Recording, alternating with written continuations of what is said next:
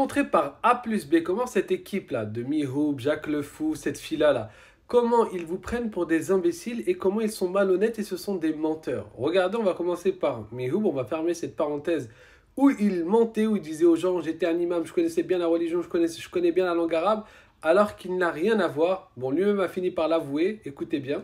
Tu acceptes que tu as menti quand tu as dit que c'était un imam. Les musulmans, ils font quoi en Algérie pendant le ramadan, Mihoub? Ils vont tous à la mosquée à ce qu'on appelle le tarawih. C'est vrai ou pas? Oui. Très bien. En fait, si tu étais juste un arabophone en Algérie qui, depuis sa tendre enfance, pendant le mois de Ramadan à la mosquée, il entend tous les versets qui parlent des esclaves. Est-ce qu'ils comprennent ça? Oui, tous les arabophones comprennent ça veut dire quoi? Oui. Dans ce cas-là, toi aussi tu as compris. Oui, moi je te le dis que dans le Coran ça parle des esclaves. Oui, je te le dis. Oui, j'ai menti. L'essentiel que tu dis. Donc bien sûr qu'il est obligé de reconnaître, comme vous l'avez entendu, qu'il a menti, mais pour lui l'essentiel c'est de toute façon que je reconnaisse devant tout le monde que dans le Coran, les esclaves sont évoqués. Mais en fait, Mihoub, t'as juste à prendre le Coran en français. Et c'est là en fait la gravité de comment ils essayent de vous tromper. En fait, lui, il ose vous dire, normal, au micro, moi j'étais un imam, je connais bien la religion de l'islam, je connaissais très bien la langue arabe, mais vous vous rendez compte, il ose vous dire que non, mais moi, quand le jour on m'a parlé des esclaves, on m'a dit qu'il y a ça dans l'islam, j'ai voulu frapper la personne. Vous vous rendez compte, un mec vous dit que c'était un imam qui connaissait bien la religion de l'islam. Écoutez bien, il comprenait bien l'arabe, mais que quand on lui a dit que dans l'islam il y a des esclaves, il s'est énervé. Alors que toute personne qui ne serait-ce qu'insiste, il assiste une fois dans sa vie à un tarawih du Ramadan, il est arabophone, il entend à plusieurs reprises Dieu parlait des esclaves. Littéralement, tu n'as pas besoin d'avoir un mufassir, de quelqu'un qui vient te faire l'exégèse du Coran pour comprendre ça. C'est juste le sens littéral du Coran. Regardez, je vous montre un verset, vous allez voir. Ça, c'est un exemple, mais je pourrais en prendre plein. La sourate des croyants, regardez. Si ce n'est qu'avec leurs épouses ou les esclaves qu'ils possèdent. En fait, on ne parle même pas d'arabophone.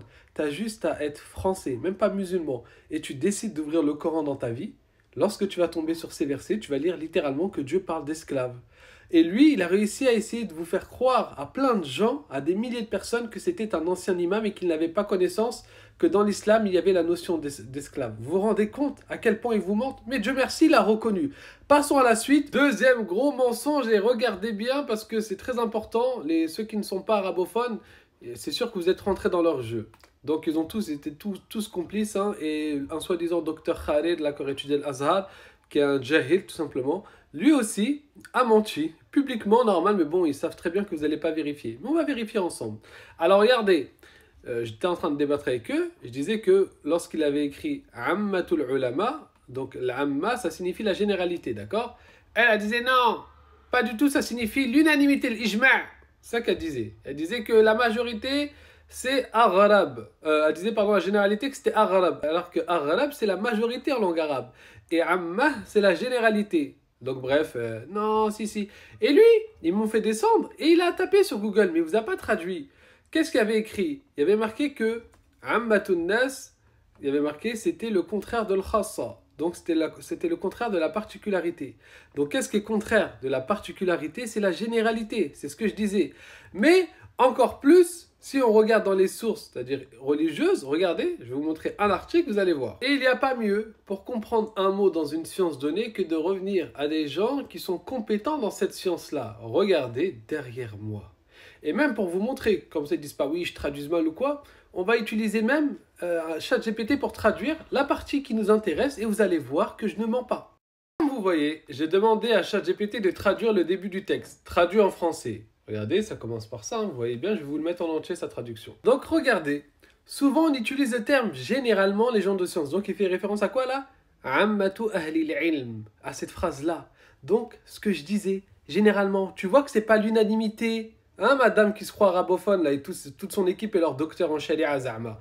En référence à quoi? À la plupart des savants, donc toujours pas l'unanimité, voire à la majorité des érudits, donc toujours pas l'unanimité.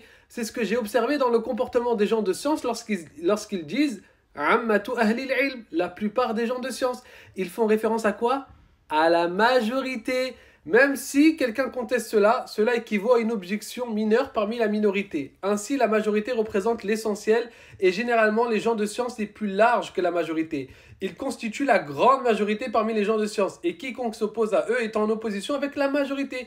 C'est pourquoi combiner consensus, donc el-ijma', à généralement les gens de science en disant consensus de la part des gens de science contient une certaine contradiction. Donc tu vois que tu dis n'importe quoi, madame qui se croit arabophone, et le soi-disant docteur en sharia là. Et encore dans leur mensonge, Jacques le Fou veut parler du sujet du mariage. Et il nous dit les 4 écoles sont unanimes que la petite fille peut se marier, etc. ainsi de suite. Les savants des 4 écoles tous unanimes. Je lui dis c'est faux, c'est un mensonge. Et bien sûr, je donne une preuve de ma parole. Je donne un savant avec le verset en question. Donc, je vais citer Surat Nisa, verset 6, As-Sarakhsi, qui est un savant hanafite, qui est donc une des 4 écoles juridiques sunnites. D'accord? Donc, ils sont un peu troublés, un petit blanc. Ouais, c'est qui lui? C'est qui? Où il a dit ça? Je donne la référence, etc. Qu'est-ce qu'ils me disent à votre avis? Ils se tirent une balle dans le pied. Après avoir pataugé, ils disent... Mais attends, c'est pas Mufassir, nous on veut les Mufassir, on veut les exégèses du Coran. Mais en fait, c'est pas les exégèses du Coran qui extrait les jugements juridiques. C'est-à-dire que le Coran et la Sunna, en fait, tu peux faire l'exégèse, tu peux contextualiser, tu peux commenter, donner une explication, etc. Mais celui qui est apte à dire qu'est-ce qui est halal, qu'est-ce qui est haram, est-ce qu'on peut se marier à tel âge, etc., ce sont les fuqaha, les juristes, et non pas les exégèses. Bon, après, quelqu'un qui fait du tafsir, il peut être aussi faqih, il peut être juriste, il n'y a pas de problème. Mais il faut avant tout qu'il soit faqih. Donc, c'est pas tout exégète du Coran qui a cette qualité-là. Donc, on revient aux 4 écoles et non pas au tafsir lorsqu'on veut une question de fiqh. Et oui. Donc, bien sûr, ils ont menti. Mais vous savez, c'est quoi? Il aurait pu juste se tromper et ne pas savoir et ignorer. Encore, on serait dit, ben voilà, vous vous êtes trompé, maintenant vous avez connaissance que ce n'est pas tous les savants sunnites comme vous le dites. C'est que Mihoub a osé sortir après un temps, hein, comme ça, d'un coup il sort en arabe, cette personne ne fait pas partie des savants. Il a dit, il ne fait pas partie des savants, non, il l'a sorti de sa tête, hein, comme ça il a sorti cette phrase en langue arabe pour essayer de changer de sujet, etc. Sauf que tu ne vas pas t'en sortir comme ça, regardons. Derrière moi, on a un des meilleurs livres références chez les sunnites pour connaître une personne. D'accord? On a Siyar de Al-Dhahabi. Et regardez bien, lorsqu'on tombe sur ce savant-là, que selon Mihoub, ce n'est pas un savant en islam. Al-Shir, c'est un shir, savant, juriste, Al-Faqih. De quelle école? Al-Hanafi, l'école Hanafite. Eh ben oui, mais il vous trompe, mais vous avez juste à taper sur Google, hein. Regardez, sur Google. Qu'est-ce qu'on trouve sur Internet? Est un juriste musulman important de l'école hanafite. Vous vous rendez compte du degré du mensonge qu'ils font? Mihoub balance comme ça, ce n'est pas un savant musulman. Mais subhanallah. 4e manipulation qu'ils font, je vous donne le contexte. Ils disent non, nous on veut les exégèses du Coran sur ces versets-là, etc. Donc ils vont parler de ce sujet-là sans prendre les exégèses. Ils vont vous lire des paroles, ils vont vous les traduire. Regardez bien. Qala Ibn al-Qayyim. C'est dans quel livre? Zadul Ma'ad. Zadul Ma'ad n'est pas un tafsir du Coran. Ce n'est pas une exégèse du Coran. Pourtant, ils vont vous la lire et ils vont vous la traduire parce que pour eux, ça va dans leur sens. Ils vont vous lire juste après Ibn Taymiyyah. Dans quoi? Majmou' al-Fatawa. Majmou' al-Fatawa n'est pas une exégèse du Coran. Ils vont vous lire la parole de Al-Hafid ibn Hajar juste après, dans Fath al-Bari. Ce n'est pas une exégèse du Coran. Bien au contraire, c'est une explication des ahadiths. D'accord? Ils vont vous lire aussi une parole d'Ibn Abd al-Barr. Pareil, c'est le sharh de l'Muwatta. C'est l'explication de l'Muwatta. Ce n'est pas une exégèse du Coran. Donc, pourquoi être malhonnête envers les spectateurs? Pourquoi dire une chose et faire le contraire juste après? Parce que vous savez que les gens en face de vous ne sont pas arabophones et qu'ils ne peuvent pas vérifier ce que vous dites.